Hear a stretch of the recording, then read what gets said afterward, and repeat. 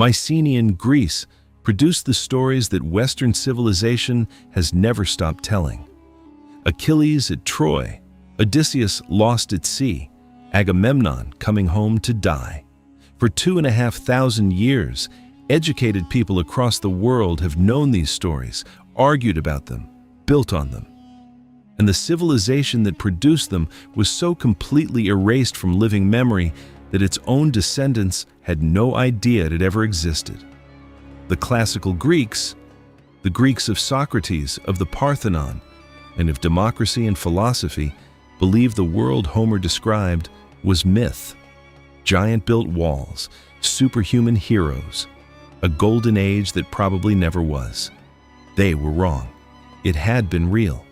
And to understand how a civilization that powerful, that sophisticated, that deeply embedded in the foundations of the world we inhabit could disappear so completely, you have to go back to the beginning, to a Greek mainland before Greece existed as anyone would recognize it, and to the world that had to be built before it could be lost. In 2000 BCE, the Greek mainland was not Greece in any sense a later person would recognize. There were no palaces, no warlords commanding armies, no written language, no city large enough to cast a shadow over its neighbors. The people who lived there, farmers mostly, scattered across the Peloponnese and central Greece in small, largely self-sufficient settlements, had been on that land for a long time, working the same soil, building in the same modest ways, burying their dead simply, leaving almost no trace of anything that could be called ambition. To the south, separated from that quiet mainland by a narrow strip of the Aegean, Crete was a different world entirely. The Minoans had been building palaces since around 1900 BCE, vast, multi-story complexes at Knossos, Phaistos, Malea, and Zakros, each one the administrative, religious, and economic heart of the surrounding region. The palace at Knossos alone covered several acres, with storage magazines running the length of its ground floor, walls painted in vivid frescoes of leaping bulls and processional women, and drainage systems that channeled water through clay pipes beneath the floors. Crete, in 2000 BCE, was, by any honest measure, the most sophisticated civilization in Europe. The Minoans had writing. They had two scripts, in fact, a hieroglyphic system used in the early palaces, and a later linear script that would come to be called Linear A, pressed into clay tablets and used to manage the palace economy. Nobody today can read Linear A. The language it recorded belonged to no family anyone has yet identified, and despite over a century of attempts, it remains undeciphered. The Minoans left behind a vast administrative record, and not one word of it can be understood. They are, in that specific sense, as silent to us as a people can be. Their reach, however, was not silent at all. Minoan ships moved through every major port in the eastern Mediterranean. Their pottery has been found in Egypt, in Syria, in Cyprus, in the Aegean Islands. Minoan-style frescoes appear on the walls of palaces in the Nile Delta. Egyptian and Levantine goods, gold, ivory, tin, lapis lazuli, moved back through Crete's harbors in return. The Minoans were not simply a Cretan civilization. They were the dominant maritime power of the Aegean world, and they had been for centuries, while the mainland barely registered in the wider Bronze Age consciousness. That began to change around 2100 BCE, when new populations moved into mainland Greece from the north. They came in waves rather than a single migration, carrying with them a language that was the ancestor of Greek, horses, and a simpler, more pastoral way of life. They were not conquerors in any dramatic sense. They settled, they mixed with the people already there. And over several generations, their language and culture gradually became the dominant one on the mainland. The Greek language, in its earliest form, had arrived. The people who would eventually become the Mycenaeans were in place.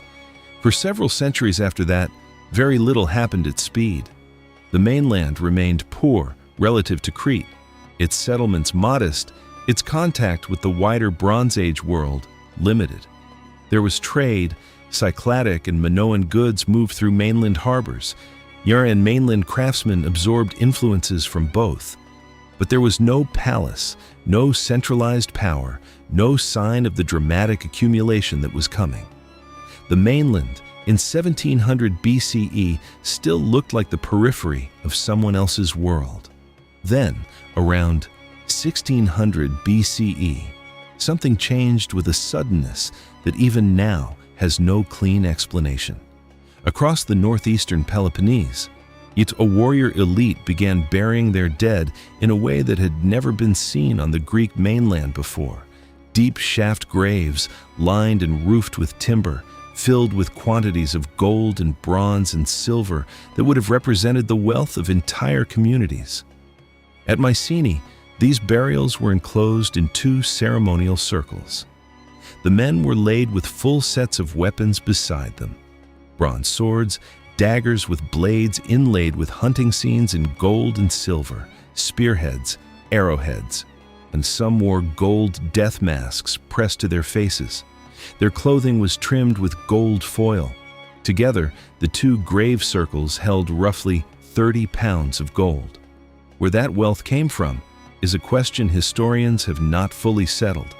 The speed of its appearance on the mainland, within a generation or two, a culture that had been comparatively poor became extraordinarily rich, points toward something more abrupt than gradual trade accumulation. Mercenary service in Egypt, raiding, the control of newly opened trade routes, or some combination of all three have all been proposed.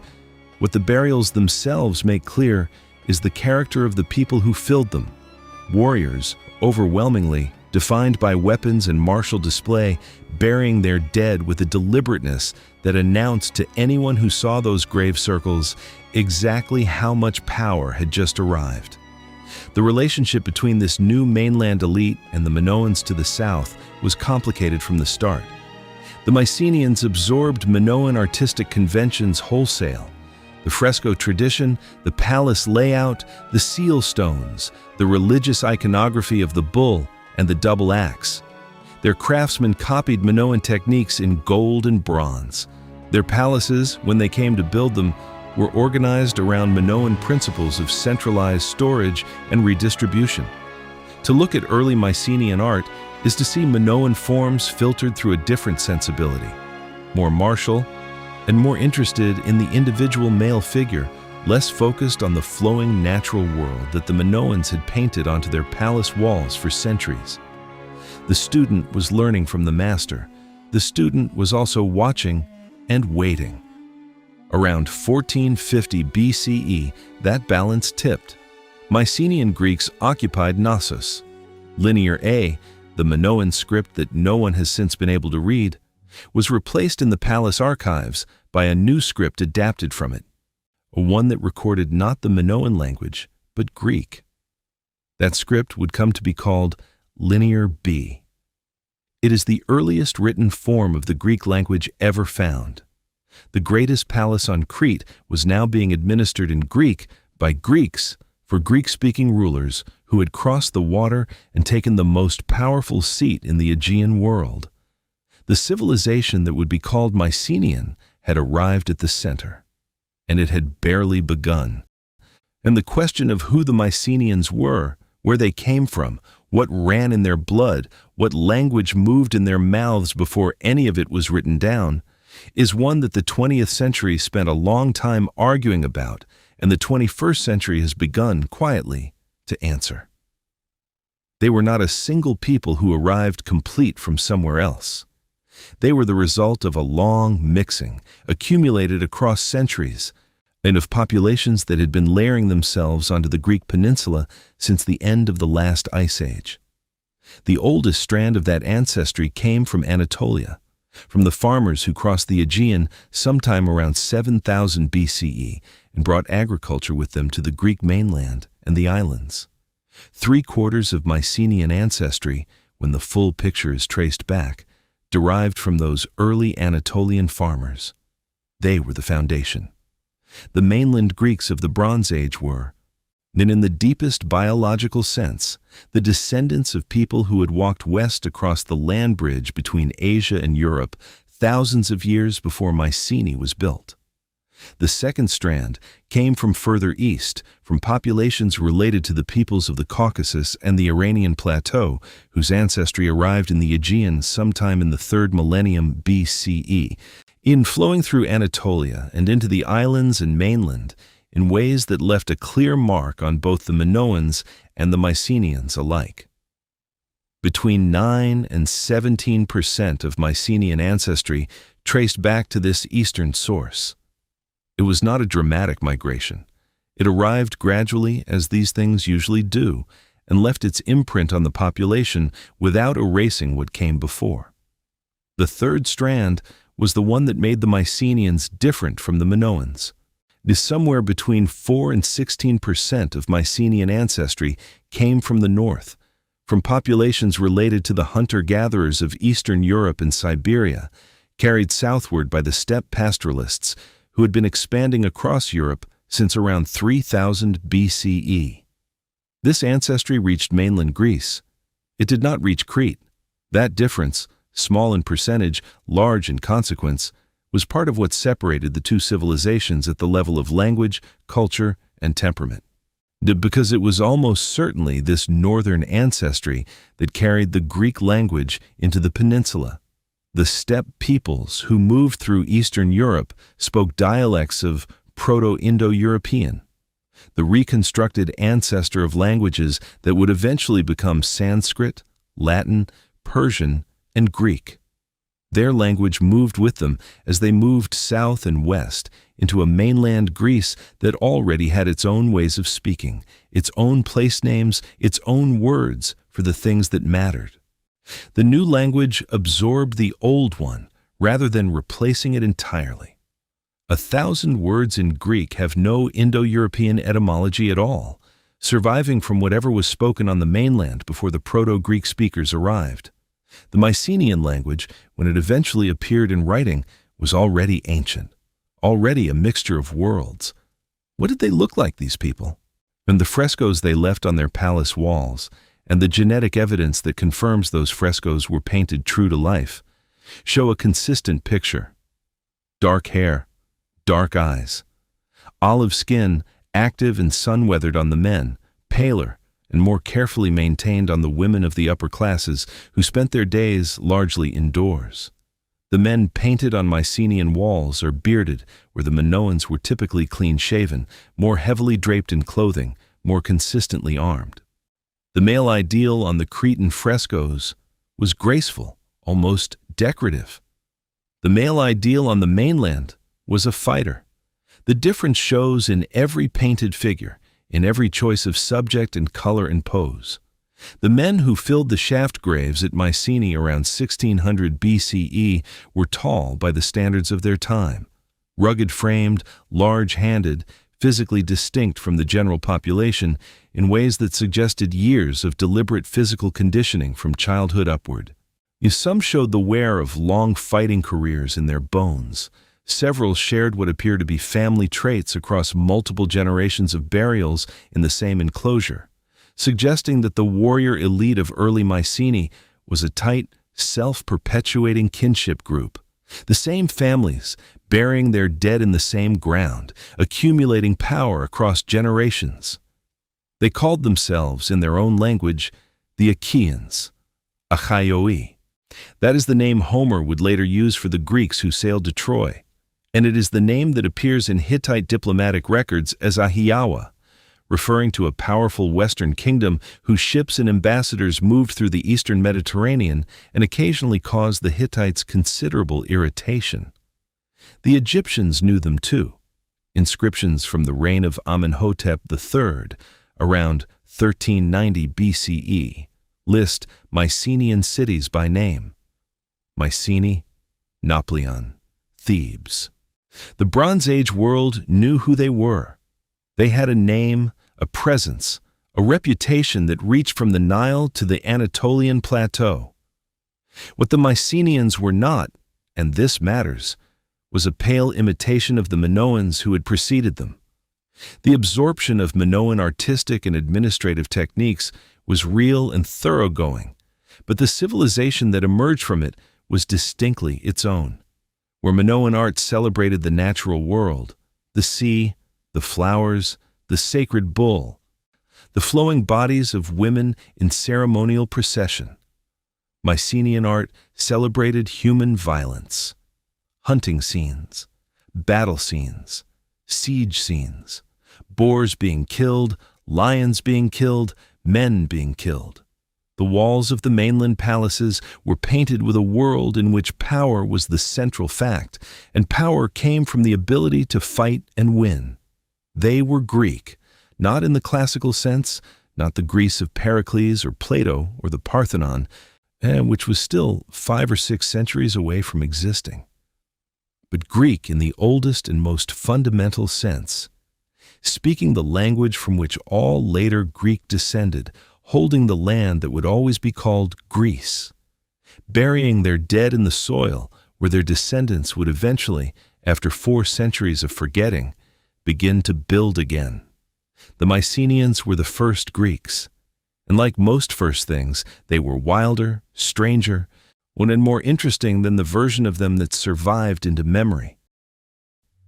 Every Mycenaean kingdom was built around a palace, and every palace was built around the same idea. That power should be visible, physical, and impossible to misread. The great citadels at Mycenae, Tiryns, Pylos, and Thebes sat on hills or limestone outcrops that commanded the surrounding territory, not because the high ground was militarily essential, though it helped, but because the palace needed to be above everything else. The person who lived there needed to be seen to be above everything else. The architecture was making an argument before anyone inside it had spoken a word. The walls that enclosed these citadels were built on a scale that later Greeks genuinely could not account for. At Tiryns, the fortification walls ran up to 8 meters thick and 13 meters high. They're constructed from limestone blocks so massive, some weighing several tons, that the classical Greeks, unable to imagine human labor moving such stones, decided the Cyclops must have built them. The blocks were not cut and fitted with precision. They were rough-hewn, enormous, and piled with smaller stones, filling the gaps between them. The effect was not delicate. It was overwhelming, deliberately so, the architecture of a people who understood that fear and awe are close neighbors. Inside those walls, the palace unfolded as a carefully choreographed sequence. You did not simply walk in. A monumental gateway controlled entry, narrowing the approach, forcing visitors to slow down and present themselves 1 or 2 at a time. Beyond it, a series of courts and corridors opened and closed in alternation, wide enough to breathe in, then narrow enough to feel watched, until finally you arrived at the heart of the palace, the Megaron, the Great Hall, the room that every Mycenaean palace was organized around, the room toward which every corridor, every courtyard, every doorway ultimately pointed. The Megaron followed the same form across every palace in the Mycenaean world. A columned porch opened onto an anteroom, and the anteroom opened onto the Great Hall itself, rectangular, roughly square in its proportions, with 4 wooden columns arranged around a large circular hearth at its center. The hearth burned continuously. Smoke rose through an opening in the roof above it. The throne sat against the right-hand wall as you entered, positioned so that whoever occupied it could see every face in the room while their own face was lit by the fire. The walls were painted with frescoes. At Pylos, griffins flanked the throne, their wings spread, their eyes fixed forward. You were not in a room. You were inside a statement about who held power in this part of the world. The Wanax, the king. And the oldest Greek word for the role was the center of everything the palace administered. His authority was simultaneously political, military, economic, and religious, and in the Mycenaean world, those 4 things were not separate categories. He controlled the land, the labor, the religious ceremonies, the military forces, and the distribution of everything the palace produced and stored. Below him sat the laugetas, probably the leader of the military. And below that, a layered hierarchy of regional governors, local administrators, and specialist overseers who managed individual industries on the palace's behalf. The waniks at the top, the scribes at the bottom, everyone else filling the space between.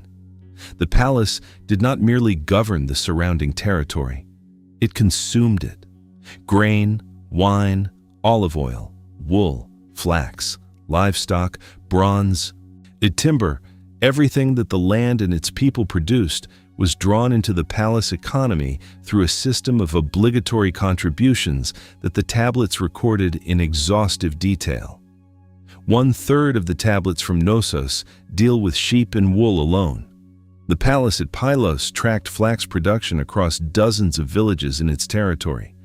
Nothing that moved in or out of a Mycenaean kingdom did so without being counted, classified, net and pressed into clay by a scribe who would never be remembered by name.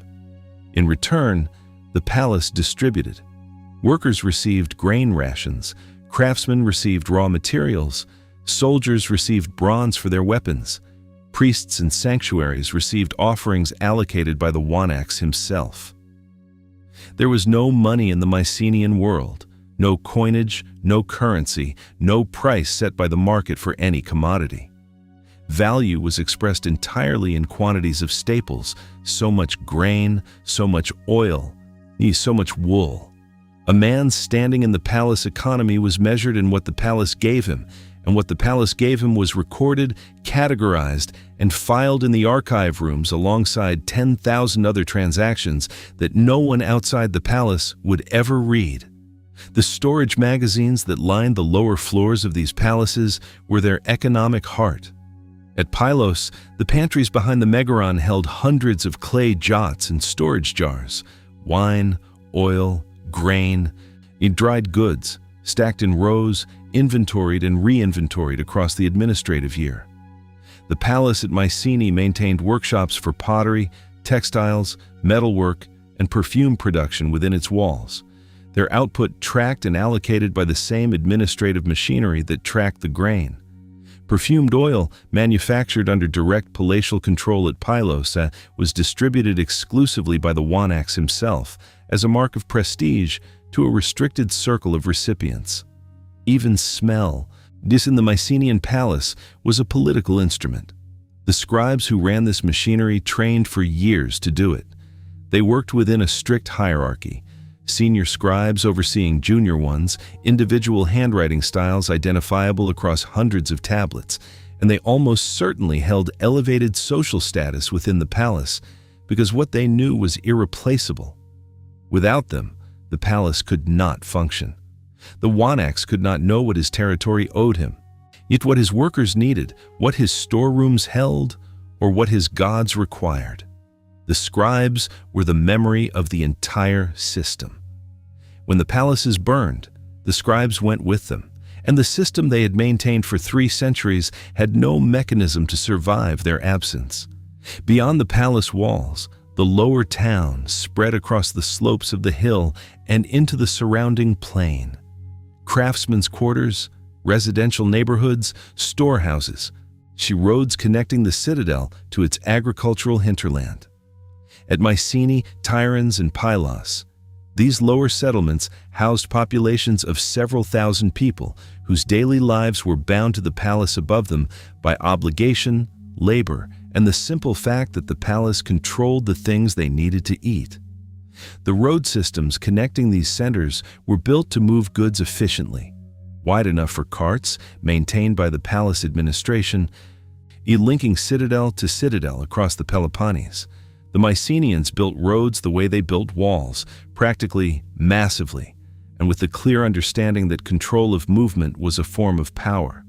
The Tholos tombs, the great beehive-shaped burial chambers built into hillsides near the palace centers, announced something about the Mycenaean relationship between the living and the dead. The treasury of Atreus at Mycenae, built around 1250 BCE, Now, it was the largest dome structure in the world at the time of its construction, its corbelled stone vault rising over 13 meters and spanning nearly 15 meters across, every stone cut with a precision that the palace walls above it did not attempt. The kings buried in these tombs were not simply dead, they were monumentalized, placed in structures that would outlast any living building in the kingdom. Their power extended beyond death into a permanent, visible presence in the landscape. Now, the palace administered the living. The Tholos tomb administered the memory of the powerful. What the palace system produced, at its height in the 13th century BCE, was a civilization of extraordinary organizational sophistication running on a foundation of total administrative control. It worked because everyone inside it accepted, or had no choice but to accept, that the palace was the center of everything, the source of food, tools, protection, religious legitimacy, and social meaning. It was magnificent. It was also, in ways that no one living inside it could yet see, extraordinarily brittle. A system that complex, that centralized, that dependent on every part functioning for every other part to function, had no redundancy built into it. There was no mechanism for operating at half capacity. When the palace faltered, everything it administered faltered with it. That vulnerability was invisible in 1250 BCE, buried under centuries of unbroken success. In the summer of 1952, a 30-year-old British architect named Michael Ventris sat at his desk and did something that professional classicists, linguists, and cryptographers had been failing to do for half a century. Working without a bilingual key, without anything resembling the Rosetta Stone that had unlocked Egyptian hieroglyphs, using statistical analysis, architectural instinct for pattern and grid, and a guess about Cretan place names that turned out to be correct, he cracked the script the Mycenaeans had used to run their world. He announced his findings on BBC Radio on the 1st of July. The language of the tablets, he told his listeners, was Greek, archaic, abbreviated, 500 years older than Homer, but Greek. It was, in every sense, a shocking result. The assumption among most scholars had been that Linear B recorded some lost Bronze Age language with no surviving relatives. Etruscan, perhaps. Something related to the Minoan script it had been adapted from. The idea that Greek had been written in the Aegean for centuries before anyone had suspected it existed overturned the entire received history of the language. Ventris died 4 years later in a car accident at 34, a few weeks before the publication of the book he had written with the Cambridge linguist John Chadwick, laying out the full decipherment. He never saw what his discovery would eventually open up. What Linear B actually was, in mechanical terms, was a syllabic script, each sign representing a consonant paired with a vowel, roughly 90 signs in total, alongside a set of ideograms for common commodities. You could not write a complex sentence in it easily. You could not record nuance, emotion, or argument.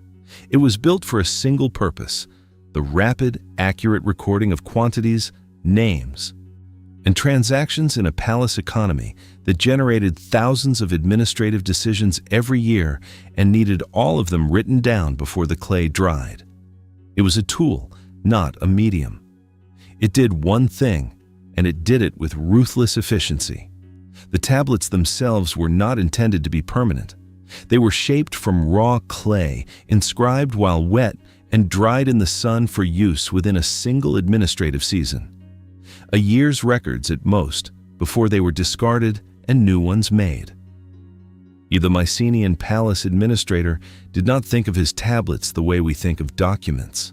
They were working notes, disposable, ephemeral. The only reason any of them survived is that the palaces burned. Fire baked the clay hard, accidentally preserving what was meant to disappear, turning working notes into permanent records. The catastrophe that ended Mycenaean civilization is the reason we can read it at all. More than 4,000 tablets survived from Knossos alone.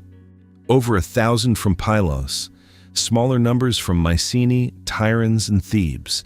Together they record a world of granular, relentless administrative detail. Sheep counted by the tens of thousands at Knossos. The wool economy of Crete was vast, the palace tracking every fleece, every weaving group, every finished piece of cloth from raw fiber to finished textile. At Pylos, the tablets recorded olive oil production, bronze allocation, land tenure, tax assessments across dozens of villages, the movement of specialist craftsmen between workplaces, the rations issued to dependent workers, the identity of every man assigned to coastal watch duty in the kingdom's final months. The most commonly attested words across all the tablets are personal names. The Mycenaean palace tracked people the way it tracked sheep, by name, by occupation, by location, by what they owed and what they were owed. A single administrative day at Pylos might generate tablets naming hundreds of individuals: woolworkers, rowers, smiths, shepherds, bath attendants, perfume makers, priests. Most of them appear once and vanish. They have names, Greek names, recognizable en route even across the 3,000-year distance. And then silence. They are the ordinary population of a Bronze Age Greek kingdom, visible for one moment in a palace ledger, gone the moment the ledger closes. And the land system the tablets describe was intricate and jealously administered.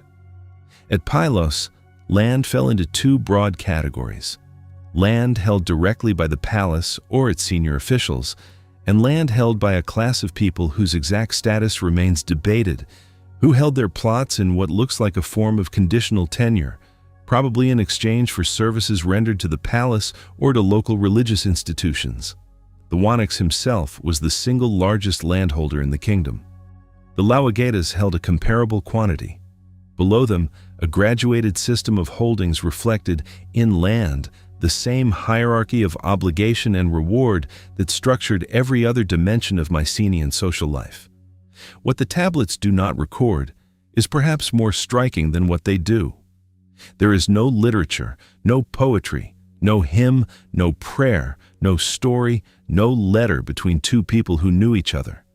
There is no record of a private thought, a personal loss, a moment of joy or fear or grief. The Mycenaean scribes were not interested in any of that. Or rather, the palace that employed them was not interested, and they wrote only what the palace required. The result is a civilization that left behind a complete administrative record and almost no human record. We know the names of hundreds of Mycenaean workers. We do not know what a single one of them believed, feared, or loved. There are hints, though, places where the administrative record grazes something more human. And a tablet from Pylos records a woman named Cassandra receiving rations more than 25 times larger than those issued to the anonymous female workgroups around her, suggesting a position of real authority and perhaps real independence in a palace system that afforded almost none to women of lower status.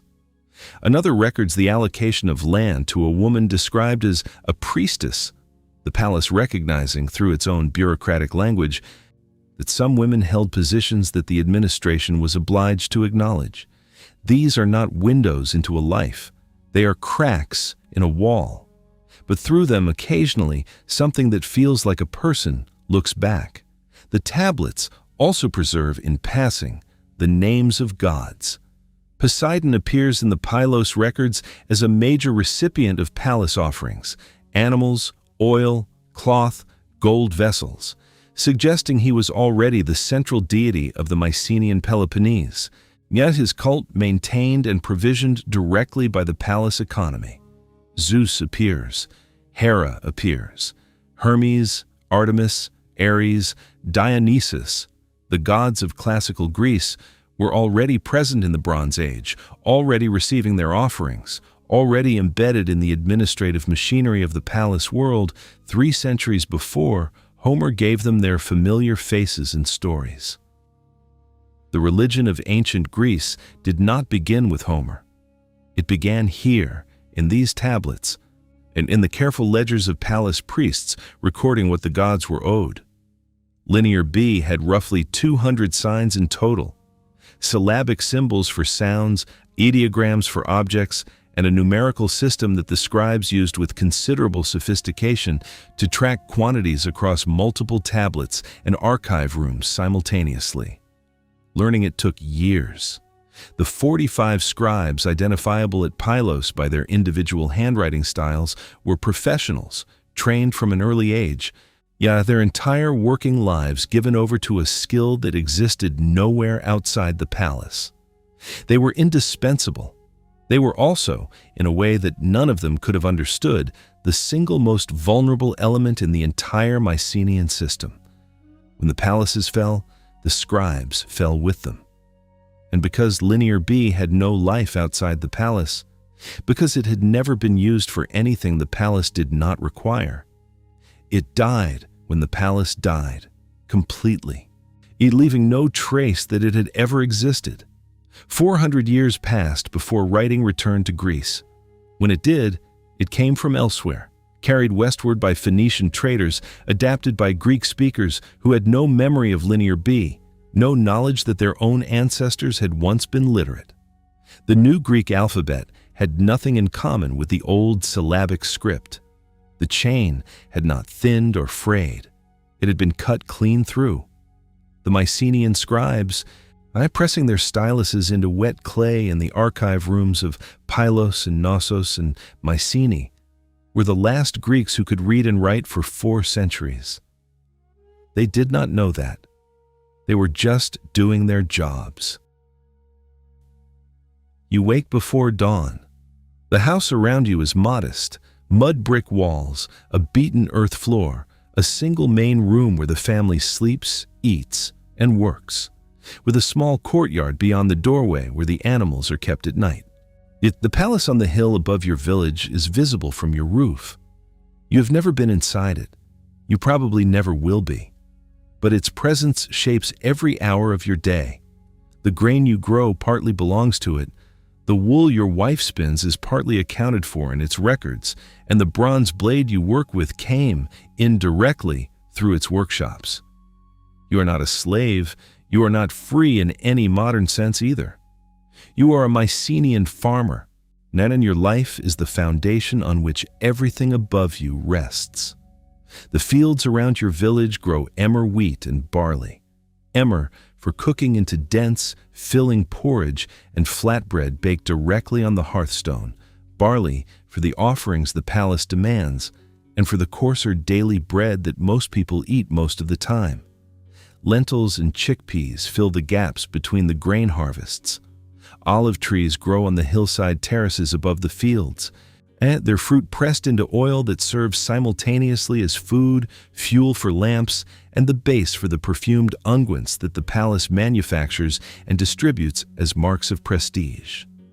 The olive tree takes more than 20 years to produce a meaningful harvest, which means that every olive grove standing in the 13th century BCE was planted by someone's grandfather in an act of faith in the continuity of the world.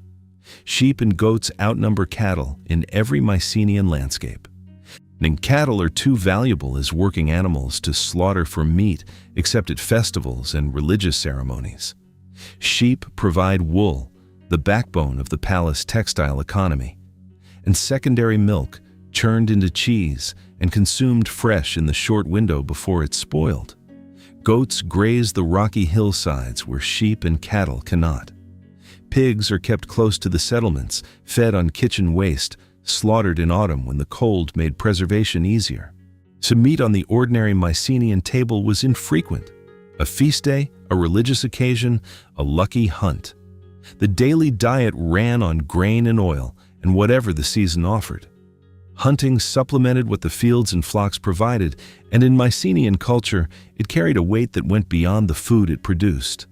The frescoes and carved sword blades of the palace elite show hunting scenes with an intensity that speaks to something more than nutrition. Boar hunted through dense forest, lions pulled down by armed men on foot, deer coursing across hillsides pursued by dogs. For the warrior class, hunting was training, status display, and proof of nerve all at once. For the ordinary farmer, a deer or a wild boar taken in the hills was a rare windfall of protein, a story worth telling, a variation in a diet that was otherwise monotonously consistent from one season to the next. The day organized itself around physical labor, and the seasons organized the year. If spring was planting, summer was tending, and the long, dry months when water had to be managed carefully, when the terraced hillside fields needed constant attention to hold their soil. Autumn brought the grape harvest and the olive harvest simultaneously, one of the most labor-intensive periods of the year. And when the whole community worked dawn to dusk, pressing grapes into the wine that would be stored in great pottery jars and drawing olives through the stone presses whose grooves are still visible in the ruins of Mycenaean farmsteads. Winter was quieter, the time for repairs, for weaving, for the indoor work that could not be done in the heat and pressure of the growing months. Women wove.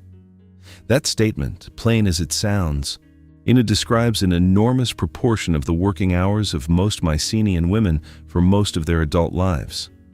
Wool arrived from the palace flocks, cleaned, sometimes dyed, and moved through a production sequence that went from spinner to warper to weaver to finisher, each stage performed by women working in groups that the palace tracked by name and location in its administrative tablets. The fabrics they produced were dyed in colors derived from plants and mollusks: saffron yellow, deep crimson from the kermes insect, the intense blue-purple of the murex snail that required crushing thousands of shells for a single garment's worth of dye. The finished cloth was not merely clothing. It was one of the most valuable commodities the Mycenaean palace produced and exported across the Mediterranean. What people wore announced who they were with a precision that required no words. The women painted on Mycenaean palace walls wear floor-length layered skirts with intricate geometric patterns, fitted bodices sometimes open at the front in the Minoan manner and sometimes closed more conservatively, elaborate twisted hairstyles secured with ivory pins, cylindrical crown-like headpieces called polos on figures of status and religious significance. Their skin in the frescoes is deliberately pale, the painted convention of a society where a woman who had not spent her days under the sun was a woman whose family could afford to keep her indoors, which was itself a statement of wealth. Jewelry ran from gold for the palace elite to simple clay beads for everyone else. But almost every woman wore something: a necklace, a bracelet, an anklet, because to wear nothing was to announce that you had nothing. The men wore wool or linen tunics belted at the waist, practical and relatively plain, except for the warrior class, whose clothing and armor marked their status as unmistakably as the palace women's layered skirts marked theirs. Elite men were bearded. The beard was a mark of adult male status in Mycenaean society in a way it had not been among the clean-shaven Minoans, and they kept their hair long, sometimes bound. Their skin in the frescoes runs dark, a reddish-brown, the complexion of men who worked and fought outdoors in a society that read the body itself as a record of how a person spent their time. Children in Mycenaean households grew up quickly by any modern measure. Boys from farming families were in the fields from the age at which they could carry and fetch, learning the cycle of planting and tending and harvest that would define their adult lives. Boys from the warrior elite were trained in the physical disciplines: weapons handling, horsemanship on the plains of Thessaly and Argolis where horses were bred, the athletic competitions that the palace sponsored and that served simultaneously as entertainment, religious observance, and a talent pool from which the military leadership was continuously refreshed.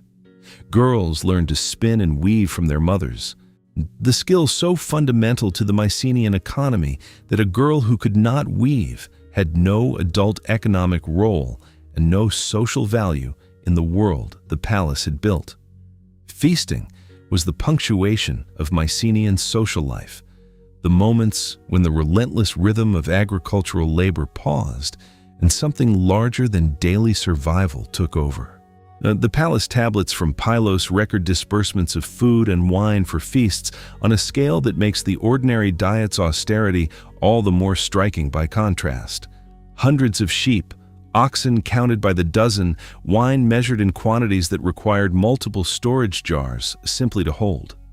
These were not private dinners. They were public events staged by the palace and its officials, in which the hierarchy of Mycenaean society was performed and renewed. The Wanaks hosting, the Laugatas and regional governors seated by rank, the ordinary participants receiving their allocated portions in an order that made the social structure visible to every person in the room. You ate at a Mycenaean feast. You also learned, without being told, exactly where you stood. Death, when it came, was handled according to your position in the world. The warrior elite went into tholos tombs, or large chamber tombs cut into the hillside rock. Collective family burials, and revisited across generations, furnished with the weapons and vessels and jewelry that announced status even in the grave. Elite children were sometimes wrapped entirely in sheet gold, the most extreme expression of a society's need to project power even over the bodies of those who had not yet had the chance to earn it. Ordinary people went into simpler chamber tombs or pit graves, buried with whatever their families could afford to include: a cup, a bronze pin, a bead necklace, or with nothing at all. The grave goods varied. The burial itself was universal. Everyone got returned to the earth. The difference was in how the earth received you. At the end of an ordinary day, when the light faded from the hillsides and the olive oil lamp was lit in the main room of the mud brick house, the world contracted to the size of the family.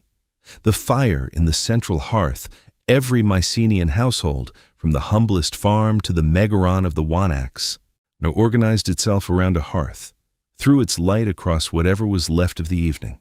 Stories were told, children were fed and put to sleep on their mats. The adults talked in the way that people have always talked at the end of a day that was hard and would be hard again tomorrow. What they said to each other has not survived. The fire has. The hearthstone is still there, in the ruins, at the center of every room that has been opened. Cold now, and 3,000 years silent, but still in the place it always occupied, the middle of everything. The gods of the Mycenaeans were the gods of classical Greece, recognizably, unmistakably the same figures, and yet they were not quite the same gods. Poseidon, Zeus, Hera, Hermes, Ares, Artemis, Dionysus. All of them were already present in the Mycenaean world. 3 centuries before, Homer gave them their familiar faces and stories, receiving their offerings, occupying their sanctuaries, threading their names through the administrative records of palaces that managed religion the same way they managed grain and wool, as a system to be administered, tracked, and kept in precise order. Poseidon stood at the center of the Mycenaean religious world in a way that would gradually shift in the centuries that followed. He received more offerings than any other male deity in the palace records: grain, wine, honey, oil, cattle, sheep, ram skins, yet cheeses. And he was understood not primarily as a god of the sea, as later Greeks would remember him, but as the earth-shaker, the deep force beneath the ground that made the soil tremble and the walls crack. His name in the tablets was Poseidon, and attached to it in one inscription was a second name, Nesidione, the earth-shaker. In a landscape where earthquakes came without warning and brought walls down on sleeping families, the most powerful god was the one who lived in the ground beneath your feet. Zeus was present, recorded as Daiwo in the tablets, receiving his allocated offerings of oil and gold at his sanctuary. But he was not yet the father of the gods, in the sense that Homer and Hesiod would later establish. The Mycenaean pantheon had no fixed hierarchy with a single male figure at its head. What it had instead was a fluid collection of deities with shifting precedence depending on the context of the offering, the location of the sanctuary, and the particular need the palace was asking the gods to address. Zeus was important. Poseidon was more so. The most prominent recipients of the richest offerings at Pylos were frequently female. The female divine presence in Mycenaean religion was larger and more complex than anything the classical Greek tradition would retain. A figure referred to simply as Potnia, the lady or the mistress, appears across all the major palace centers, sometimes alone, sometimes paired with a location or a sphere of influence. The lady of the horses, the lady of the grain, the lady of the labyrinth, the lady of Athens. Whether these were aspects of a single goddess or entirely distinct divine beings, the palace administrators did not say, and probably did not distinguish. Potnia was invoked wherever power needed to be acknowledged, and she appears more frequently in the offering records than any named male deity at several sites. The religion that classical Greeks would later describe as dominated by male Olympians had its roots in a world where the female divine was sovereign. The palace and religion were not separate institutions in Mycenaean life. They were the same institution. The Wanax was the central figure in the cult, as he was in the administration. The allocation of offerings to the gods passed through his authority. The sanctuaries that received those offerings were provisioned from the palace stores, and the priests and priestesses who served the gods were tracked in the palace records alongside the craftsmen and the shepherds and the rowers. At Pylos, a single administrative tablet records the palace dispatching in a single month, and offerings to the sanctuaries of Potnia, Poseidon, Zeus, Hermes, and several other named deities simultaneously. The gods were, in the most literal administrative sense, on the palace payroll. The sanctuaries themselves ranged in scale from small rooms within the palace complex, used for cult activities accessible only to the palace elite, to larger freestanding shrines that served the surrounding community. At Mycenae, a cult center occupied a prominent position within the citadel walls, is containing painted plaster figures of deities and a collection of terracotta figurines, female figures with arms raised in a gesture that appears across the Mycenaean world and whose exact meaning remains uncertain, though the pose itself carries an unmistakable quality of supplication or invocation, a body speaking to something larger than itself. Animals died at the sanctuaries regularly. Cattle, sheep, and pigs were brought to the sacred precincts and killed, their flesh consumed in communal meals that folded the religious act into the social one. The feast and the sacrifice were not separate events, but a single ceremony in which the killing of the animal, the offering of specific parts to the deity, and the communal eating of the remainder all formed one continuous act. The palace at Pylos organized sacrificial feasts at which hundreds of animals were slaughtered. The quantities so large that the meals were clearly public events involving significant portions of the kingdom's population, not private ceremonies for a priestly elite. You ate with the gods. The eating was the offering. Libations accompanied almost every sacred act. Wine, oil, honey, and water were poured at the altar, at the sanctuary entrance, at the grave, and in the megaron's hearth. The perfumed oils that the palace manufactured so carefully and distributed so selectively were not luxury goods in any frivolous sense. They were sacred substances, their fragrance understood as the medium through which the human world communicated with the divine. When the Wanax poured perfumed oil at the sanctuary of Poseidon, he was not making a gesture. He was performing an act of precise spiritual technology, one that the palace had calculated, measured, and allocated in the same tablets that recorded the grain rations and the bronze for spearheads. The dead were part of the religious world in ways the later Greek tradition would partially retain and partially transform. The Tholos tombs were not simply burial chambers. They were places of ongoing cult, revisited across generations, where offerings were made to the powerful dead, and where the boundary between the ancestral and the divine was deliberately kept permeable. The names of what appear to be heroic figures ancestors elevated to a status somewhere between human and divine, appear in the offering records alongside the names of the Olympian gods. The Mycenaeans worshiped their dead kings the way they worshiped Poseidon, with measured quantities of oil and grain allocated by the palace, pressed into clay and filed in the archive rooms alongside 10,000 other transactions that held the world in order. What the Mycenaeans believed about why the gods behaved as they did, about what lay beyond death, about the relationship between human suffering and divine will, none of that survived. The administrative record that preserved the names of the gods preserved nothing of the theology that surrounded them. The priests and priestesses who knew what the rituals meant, who understood the stories behind the offerings and the reasons the Lady of the Horses received different gifts from the Lady of the Grain. They went with the palaces when the palaces fell, and their knowledge went with them. The gods' names endured. Everything the Mycenaeans had believed about those names was lost so completely that the classical Greeks, inheriting the same divine figures, had to construct entirely new stories to explain them. The gods survived the Bronze Age, and at their oldest meanings did not. War was not something that happened to Mycenaean society from the outside. It was built into the center of it, into the architecture, the economy, the art, the burial customs, the identity of every man who held any position of significance in the palace world. The warrior was not a specialist called upon when needed. He was the fundamental social type around whom everything else was organized.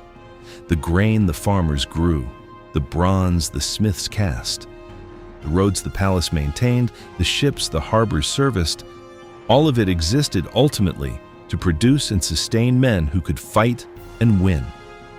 The basic Mycenaean infantrymen in the earlier palace period went to battle carrying a spear and sheltering behind a tower shield, a construction of layered bull hide stretched over a wooden frame, tall enough to cover a man from chin to ankle, yet curved slightly inward at the sides in the figure-of-8 shape that appears repeatedly in Mycenaean art. You did not hold this shield. You wore it suspended by a strap across the chest and shoulder, and it moved with your body as you moved. In a mass formation, with tower shields locked together and spears leveled forward, a Mycenaean infantry line presented a wall of hide and bronze that was genuinely difficult to break. The spear was the weapon of every Mycenaean warrior regardless of rank.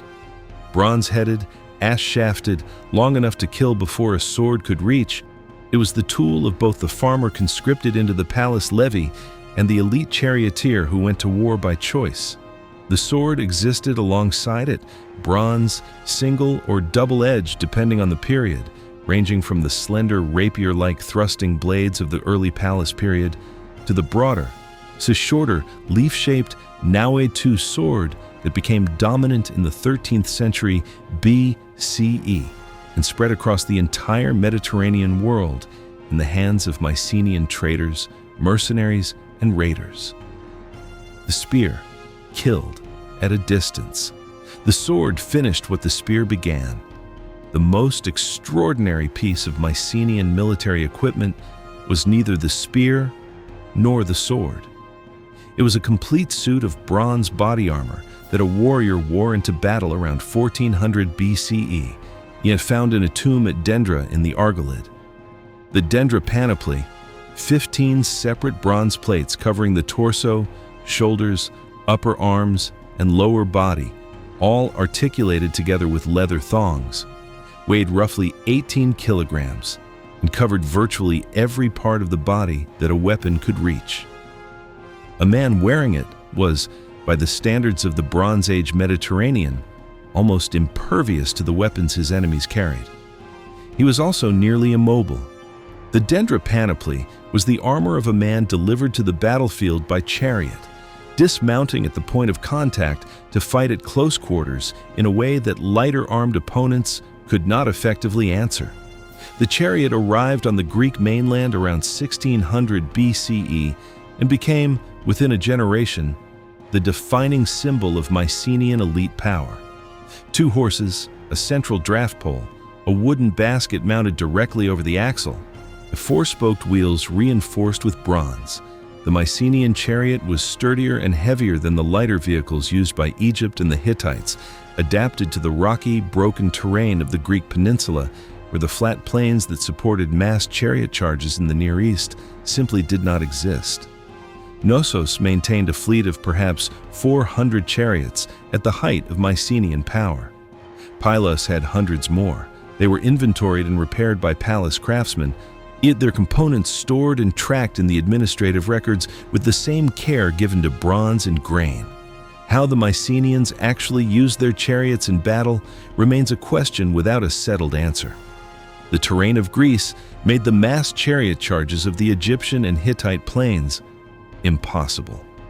The most probable answer is that chariots served primarily as transport, delivering armored warriors to the point of engagement, providing mobility across the battlefield, not in projecting the psychological force of their presence on an enemy line.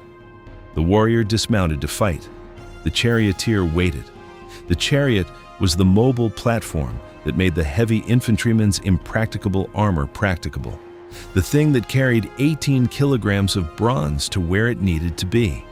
The boar's tusk helmet was the most distinctive piece of equipment a Mycenaean warrior could wear, and it announced more about its owner than any weapon could. Constructing a single helmet required the tusks of between 40 and 60 wild boars. Each animal hunted, killed, and carefully processed, its tusks sliced into curved strips and sewn in alternating rows onto a base of leather and felt. A man who wore this helmet was telling everyone who saw him that he could organize and sustain the kind of large, dangerous hunts that produced such quantities of tusk, that he commanded the specialist craftsmen needed to work the material, and that he had been doing both long enough to accumulate what he wore. These helmets were passed down through families as heirlooms. Homer, writing 4 centuries after the Bronze Age had ended, still described one in enough detail to make clear that the memory of what they meant had not entirely faded. By the 13th century BCE, the Mycenaean military had evolved towards smaller, more flexible units, and the massive tower shields gave way to smaller round shields as bronze body armor became more widespread among the warrior class. Weapons became lighter. Tactical formations became less rigid, better suited to the coastal defense missions that the palace records from Pylos describe in the kingdom's final years. Mobile groups of rowers and soldiers stationed along the coastline, ready to respond quickly to threats arriving by sea. Yet the military that had built the Cyclopean walls and fielded hundreds of chariots was reorganizing itself for a different kind of war, one in which the threat was not a rival palace system, but something more unpredictable arriving from the water. The Mycenaean navy was the military dimension of the same impulse that drove their trade. Their ships were oared galleys, long, narrow, shallow-drafted vessels designed for speed and beaching on open coastlines rather than deep harbor moorings. Yet the largest carried a fighting crew of perhaps 45 men. They were not built to carry cargo in the quantities that the round-hulled merchant vessels of the Bronze Age Mediterranean carried.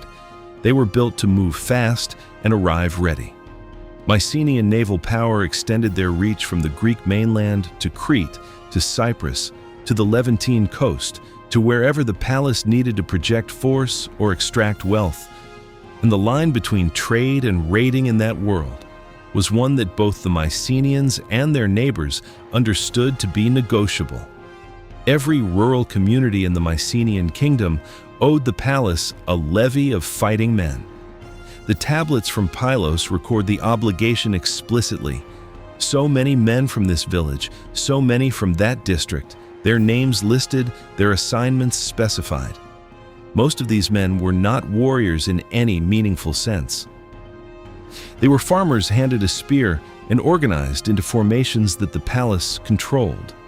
The warriors, the men who trained, who rode in chariots, who wore the boar's tusk helmet and the dendra panoply, were a small elite sitting on top of a much larger base of conscripted labor. The Mycenaean army was a pyramid with a narrow pinnacle of genuine military professionals and a broad foundation of ordinary men doing what their palace required of them.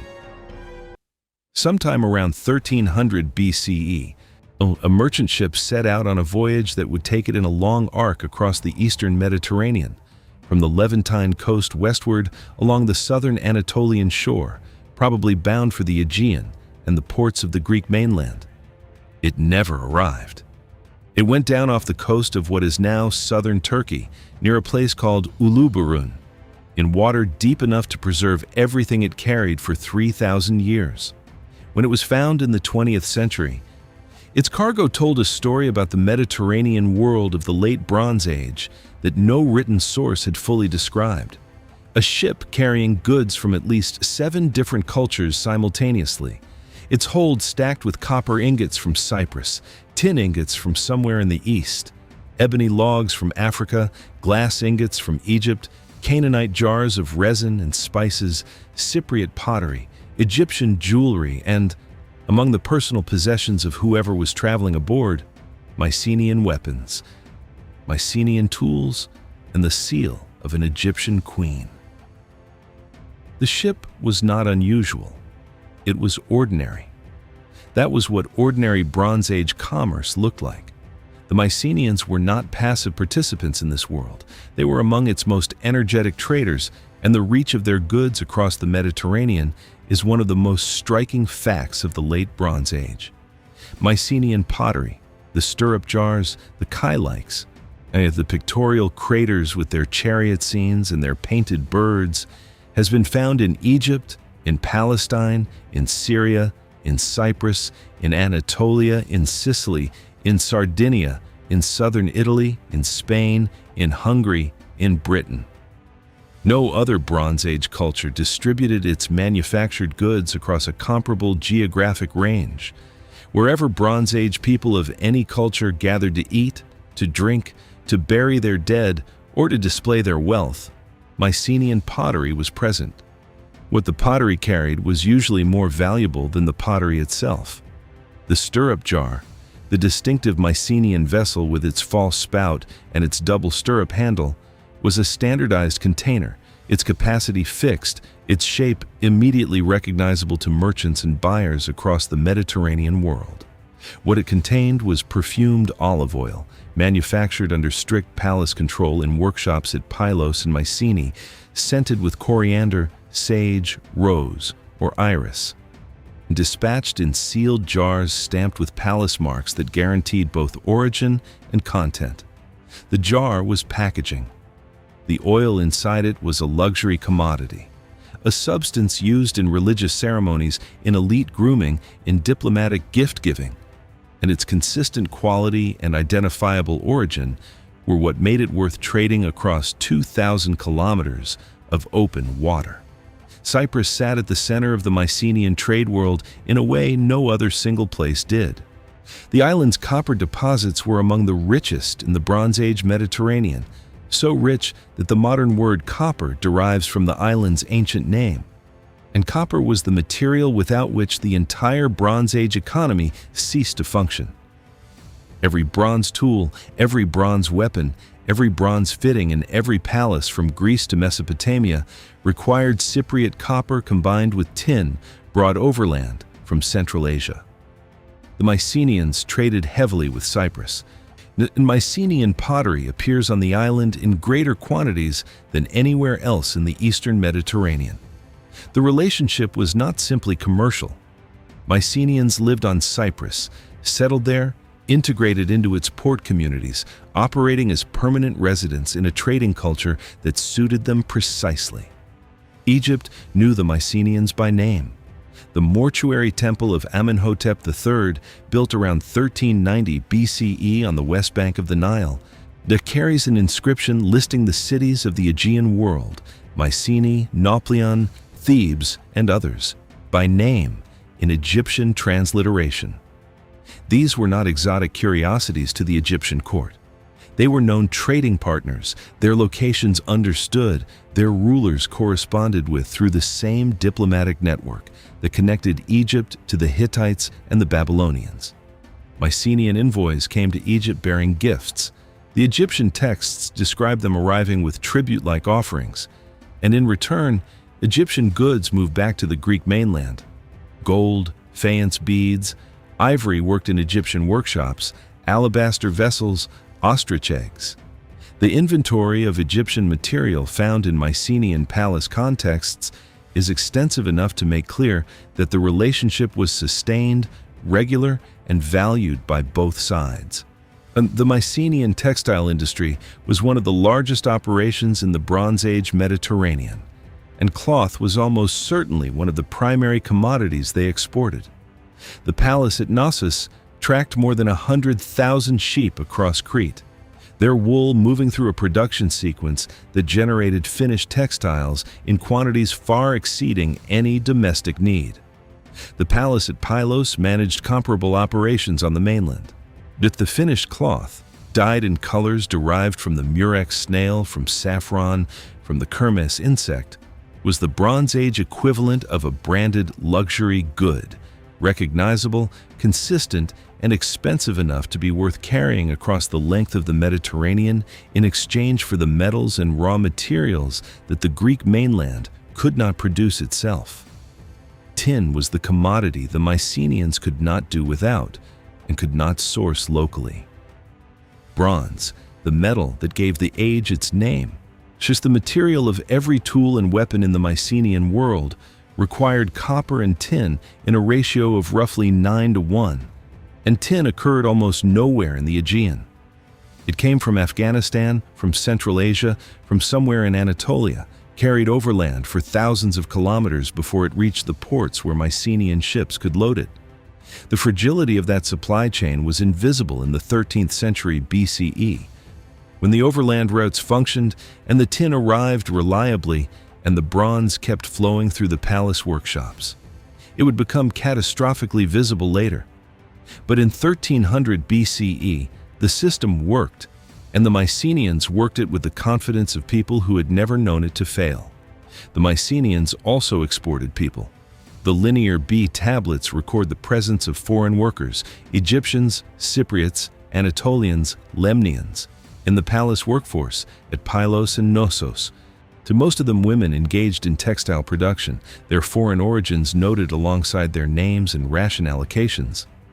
How they came to be there is not stated in the tablets, but the options in the Bronze Age were limited. Voluntary migration, diplomatic exchange, or capture in the course of the raiding and mercenary activity that the Mycenaean warrior class conducted alongside its more formal commerce. Yet the line between trade and predation in the Bronze Age Mediterranean was not a fixed one, and the Mycenaeans moved across it in both directions with the pragmatism of people for whom the sea was simultaneously a highway and a hunting ground. Mycenaean traders and craftsmen did not simply export goods and return home. They settled. Communities of Aegean origin established themselves on Cyprus, in the Levant, in Anatolia, and in southern Italy, integrating into local economies while maintaining the connections to the mainland that made their presence commercially valuable. Mycenaean potters set up workshops in Anatolia and southern Italy, producing local versions of Aegean forms for markets that had developed a taste for them. The style spread faster than the goods themselves could travel, absorbed into local ceramic traditions that would carry traces of Mycenaean influence long after Mycenaean civilization had ceased to exist. And the pottery outlasted the people who invented it. What the Mycenaeans were building through 2 centuries of sustained trading activity between roughly 1400 and 1200 BCE was something that had never existed before in the Aegean. A commercial reputation. Other Bronze Age powers were known for their military strength, their agricultural surplus, their divine favor. The Mycenaeans were known across the entire eastern Mediterranean as people who showed up with things worth buying and left with things worth having. Their stirrup jars were recognized from the Nile Delta to the Hungarian plain. Their bronze swords were copied from Italy to Syria. Their ships appeared in every major harbor in the Bronze Age world. They were, by any measure, the most commercially active civilization in the Aegean. and the wealth that commerce generated flowed back into the palaces, into the walls, into the warrior burials, and into the gold and the bronze and the ivory that made Mycenaean Greece in the 13th century BCE one of the most materially splendid civilizations on Earth. The Trojan War is the most retold story in Western literature. It has been adapted, reimagined, and reinterpreted for 2,500 years, from ancient Athens to modern cinema. And the question at its center, did any of it actually happen, has never quite gone away. For most of that time, and the honest answer was that nobody knew. Then, in the 19th and 20th centuries, a series of discoveries began to pull the question out of the realm of mythology and into something more complicated, more ambiguous, and in some ways more interesting than a simple yes or no could contain. The city exists. That much is certain. The site of Hisarlik in northwestern Turkey, a low hill rising above the plain where the Scamander River runs toward the Hellespont, was identified as the probable location of Troy in the 1860s. And when Heinrich Schliemann began digging there in 1871, he found not one city, but many, layered on top of each other like the pages of a book, each settlement built on the ruins of the one before. Troy 6, rebuilt on a grand scale around 1700 BCE, was a substantial walled city with wide streets, large houses and fortification walls up to 10 meters high.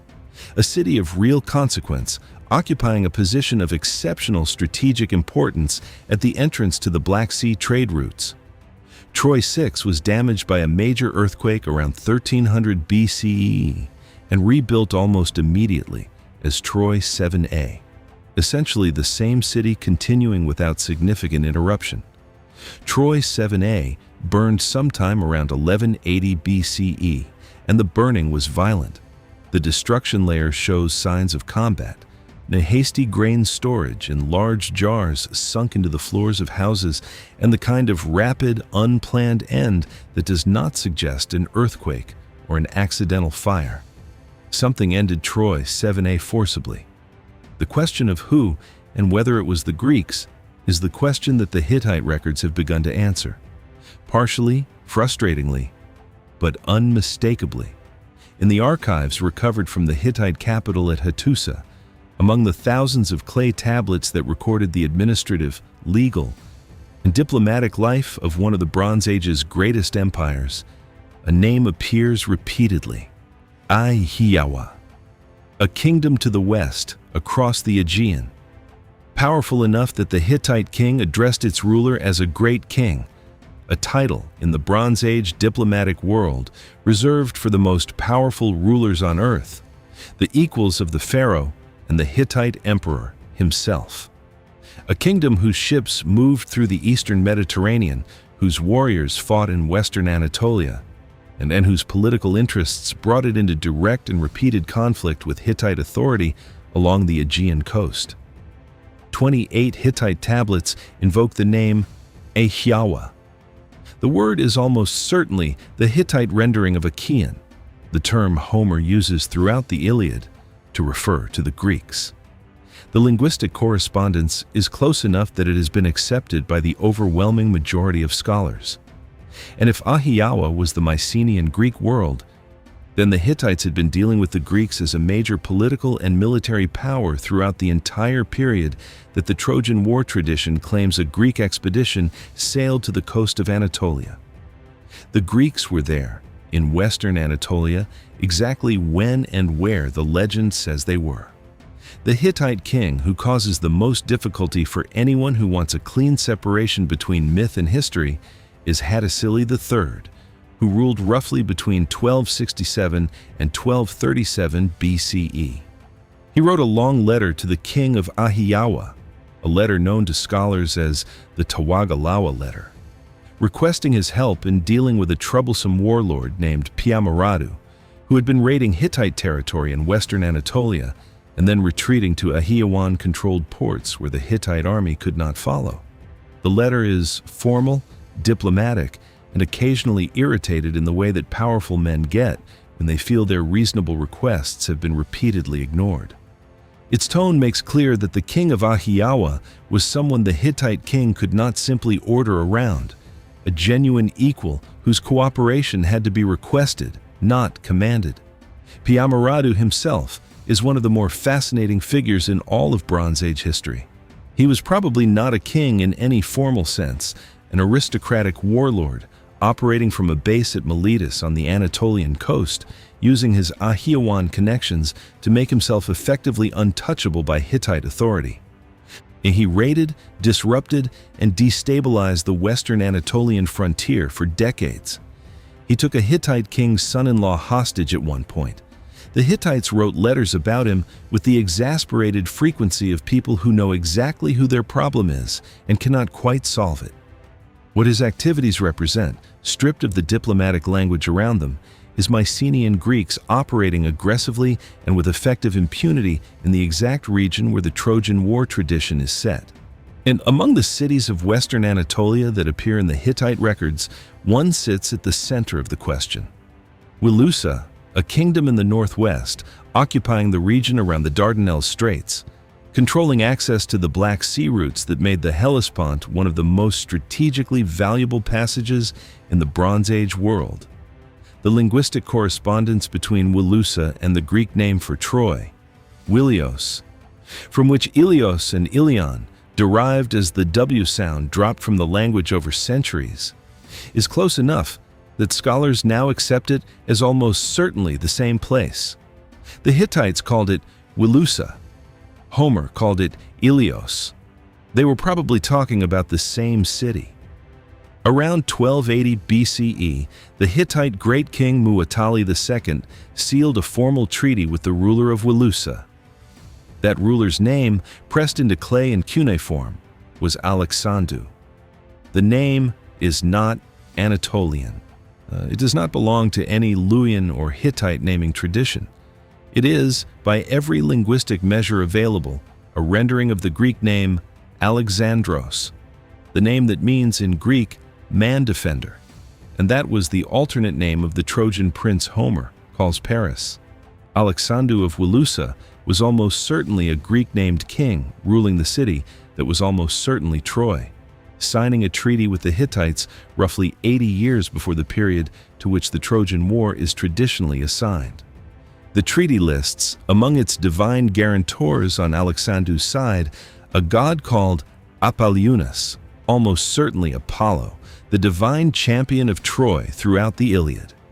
What the Tawagalawa letter adds to this picture is its explicit reference to a past dispute between the Hittites and Ahiawa over Wilusa, a conflict that had occurred sometime before the letter was written, been resolved somehow, and was now being cited by Hattusili as context for his current request.